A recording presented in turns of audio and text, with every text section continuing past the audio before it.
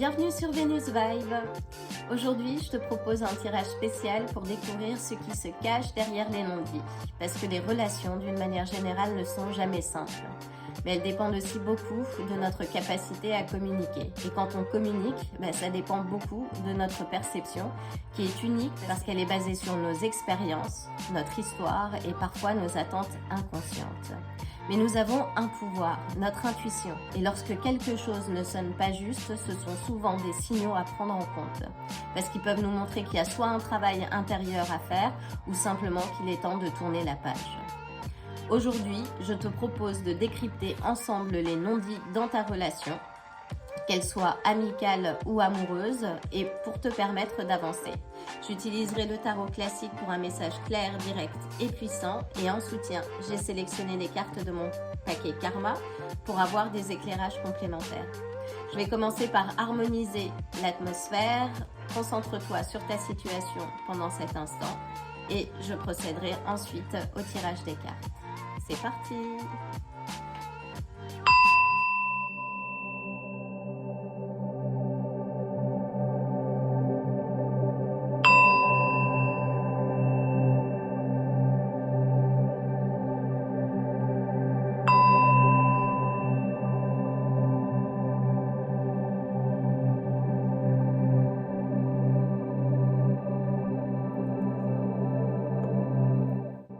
Je vais commencer par battre les cartes du tarot.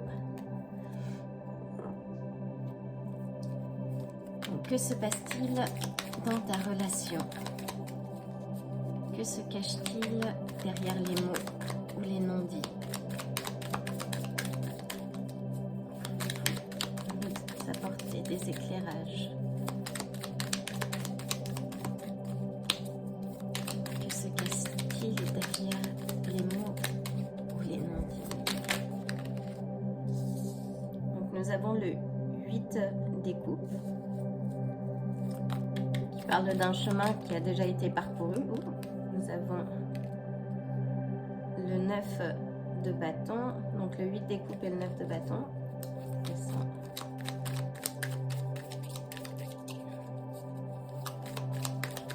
se cache-t-il derrière les mots et les non-dits? Nous avons le 8 de denier.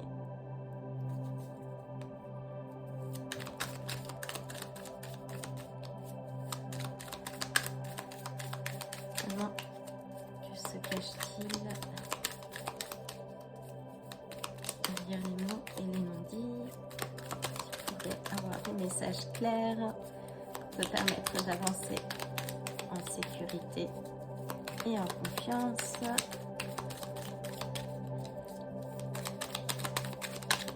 Que se cache-t-il?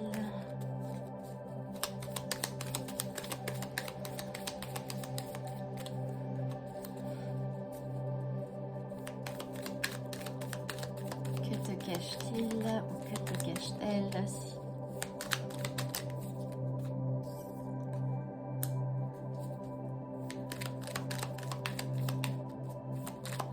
On va avoir une indication supplémentaire.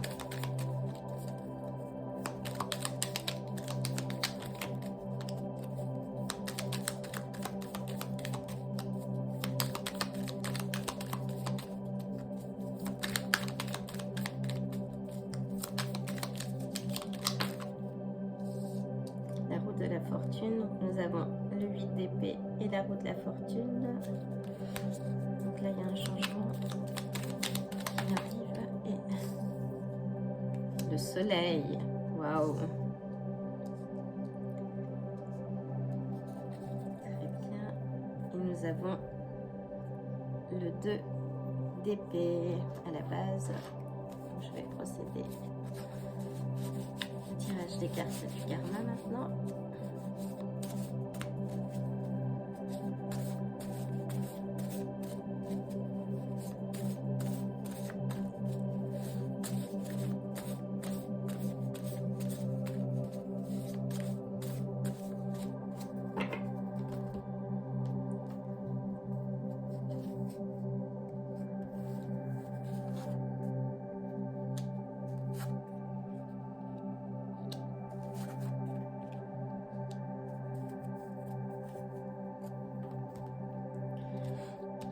c'est parti. Alors, on va mettre les cartes du karma de côté pour avoir des directions complémentaires et on va commencer la lecture. Donc on commence avec le 8 des coupes qui parle de retrait, de remise en question, de temps de réflexion en fait sur soi-même et de voyage émotionnel, hein. On voit les montagnes, et là c'est quelqu'un qui avance en fait, qui laisse derrière lui les éléments du passé et qui avance. Donc c'est une très bonne carte qui indique que vous vous posez les bonnes questions et que vous êtes en mouvement en fait, hein. Ce qui fragilise une relation, c'est la stagnation. Là vous êtes en mouvement, vous faites un travail sur vous et vous avancez. En amour, ça veut aussi peut-être dire il y a quelque chose que vous devez laisser en fait derrière vous, et ce qui peut être en rapport avec les deux cartes environnantes, que ce soit le 8 d'épée qui parle de limite mentale en fait, de blocage, que vous vous imposez vous-même, on va dire, des limites et que vous vous isolez dans la situation, et le 9 de bâton qui parle d'être sur la défensive en fait, et qui représente aussi les échecs que vous avez vécus. Enfin, voilà, donc vous regardez en arrière et là vous êtes un petit peu en conflit en fait entre les éléments du passé et les éléments à venir, donc votre relation actuelle, et qu'il y a une certaine tension en fait mentale. Mais vous vous posez les bonnes questions, donc continuez d'avancer. Le 9 de bâton indique aussi il est temps de lâcher prise, de reprendre confiance en fait, et d'avancer, de passer le doute.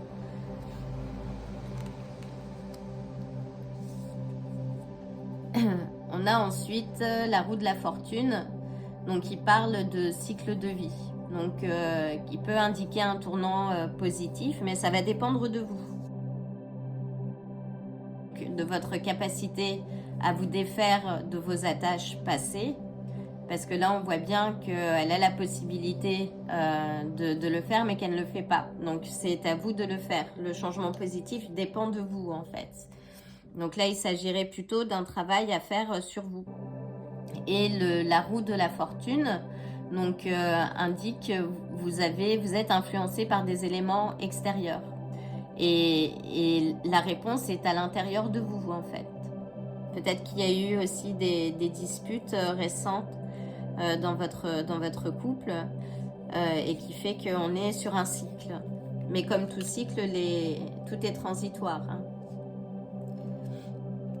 On a le 8 donc de denier qui parle de maîtrise, de routine, d'apprentissage. Donc si vous êtes en ce moment sur la défensive et que vous êtes tourné sur le passé plus que sur les éléments d'avenir, continuez de travailler sur vous, hein. N'oubliez pas, cette carte indique que vous vous posez les bonnes questions.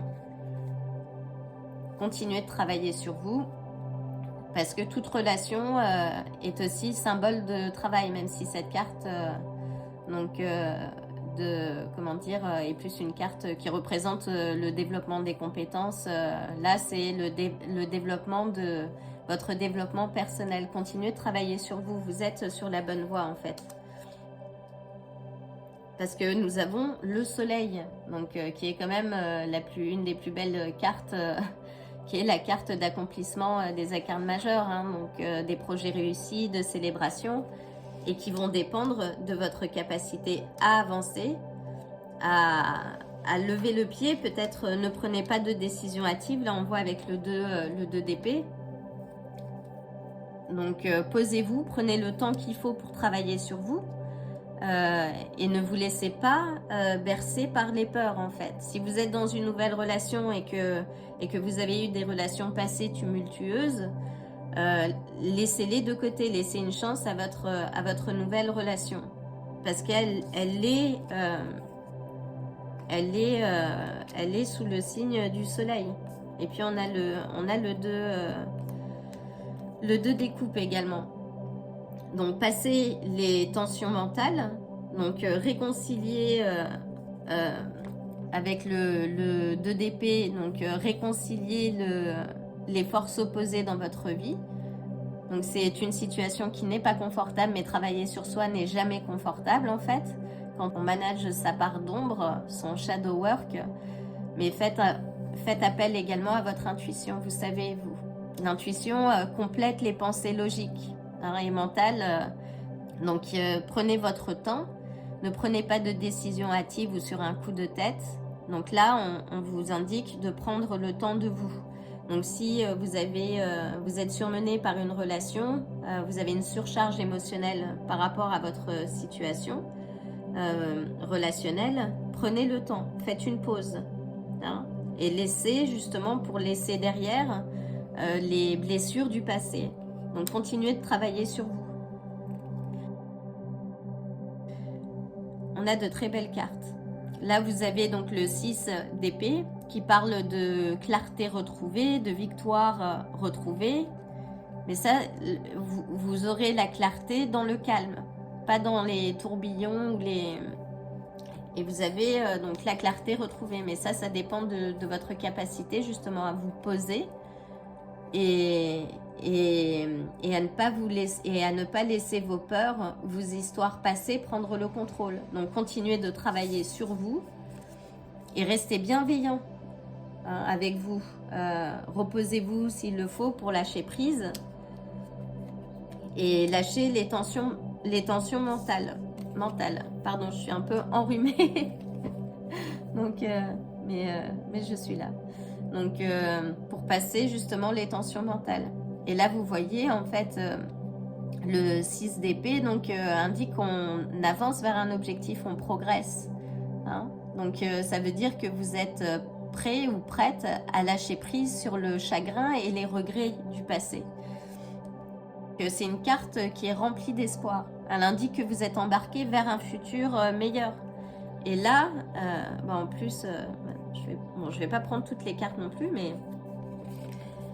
Donc là, on a le 2 des coupes qui parle de prendre aussi conscience de sa valeur, de sa beauté intérieure et de ce que vous êtes en capacité d'apporter à l'autre. Parce qu'une relation, c'est un échange en fait. On ne peut pas être dans l'attente d'un changement de la part de l'autre. Le premier changement qui doit se faire, il se fait à notre niveau. Soyez ce que vous avez envie d'être. Et je peux peut-être partager un exercice pour sortir de cette prison mentale. Donc prenez un papier par exemple et sur la colonne de gauche, écrivez toutes vos peurs, tout ce qui vous perturbe. Donc vraiment sans limite, sans barrière, écrivez tout. Dans la colonne de droite, écrivez toutes les qualités, tout ce que vous souhaitez avoir. Et prenez un ciseau, découpez la feuille en deux, brûlez la partie gauche, donc qui est passée. Donc ce qui est passé est passé, ce sont les choses que vous ne souhaitez pas vivre, ne souhaitez pas avoir. Donc là, c'est fermer la porte sur des peurs, sur des blocages. Donc brûlez cette partie et avec la partie de droite, donc toutes les qualités que vous souhaitez avoir, récitez-les à voix haute devant un miroir et faites-le tous les jours, sur une semaine minimum. Une semaine. Donc, et affirmez ce que vous dites. Même si vous n'y croyez pas au départ, faites-le, continuez et vous allez voir les changements opérés au bout d'une semaine. Parce que nous sommes ce que nous nous disons en fait. Donc, si vous vous dites que votre relation ne va pas, alors que vous avez de très belles cartes, ce sont vos peurs qui parlent. Bien évidemment, s'il y a des éléments, on va dire... des éléments dans votre histoire qui nécessitent de tourner la page directement, vous êtes responsable aussi de la situation, c'est-à-dire de vos choix. Ne vivez pas une relation s'il y a de la violence, du non-respect à un non-respect quelconque, bien évidemment. Là, on parle d'une relation à l'équilibre, mais a priori, dans cette relation, il peut y avoir, on voit du conflit, des challenges en fait, que ce soit positif ou pas en fait. Mais les challenges nous apprennent à mieux nous connaître. Donc faites preuve de discipline, travaillez sur vous justement, pour vous défaire de vos liens. Et comme cette reine de bâton, C'est une figure déterminée, hein. Elle réussit ce qu'elle entreprend, donc elle a dompté le chat noir, sa part d'ombre. Donc travaillez sur vous, sur ces peurs, sur ces blocages qui vous empêchent de vivre votre relation pleinement. Donc ça c'est important. Et on a à la clé donc le 9 de denier, donc qui parle de confort en fait. Donc ça représente le résultat de votre persévérance et de votre travail. Pour arriver à cette célébration, continuez de travailler sur vous et faites l'exercice que je vous ai présenté et prenez le temps de vous. Hein. Si vous êtes surmené par quoi que ce soit, prenez une grande inspiration, levez le pied, retrouvez le calme parce que c'est dans le calme que les solutions se présentent. Donc voyons voir les cartes du karma maintenant. Oula. Donc là vous êtes peu concret. Ne perdez pas de vue la réalité. Oui, donc là défaites-vous de vos liens. Retirez le bandeau. C'est votre choix. Hein, c'est votre choix en fait. Donc là, prenez la mesure. Si vous êtes là, c'est que vous avez besoin d'indications. Là, l'indication, c'est avancer. Retirer les bandeaux et affronter les peurs. Posez-les sur papier parce que bien souvent, les peurs, une fois qu'on les pose et qu'on les exprime, on se rend compte que il n'y avait pas de quoi avoir vraiment peur en fait. Réussite et harmonie, abondance. Donc les cartes sont très positives là.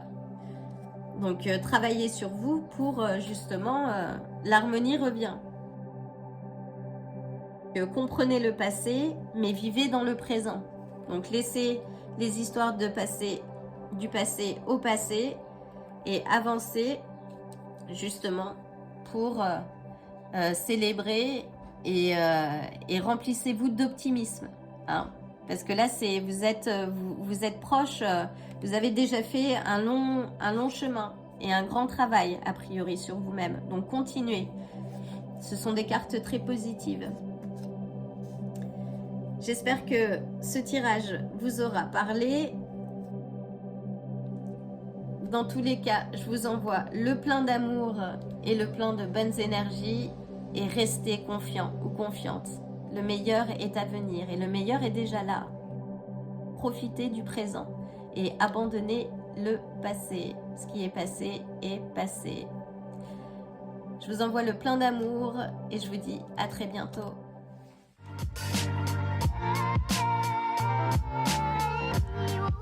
Si ce tirage vous a plu, likez la vidéo, abonnez-vous et n'oubliez pas d'activer la cloche pour vous tenir informé des prochains tirages. À bientôt!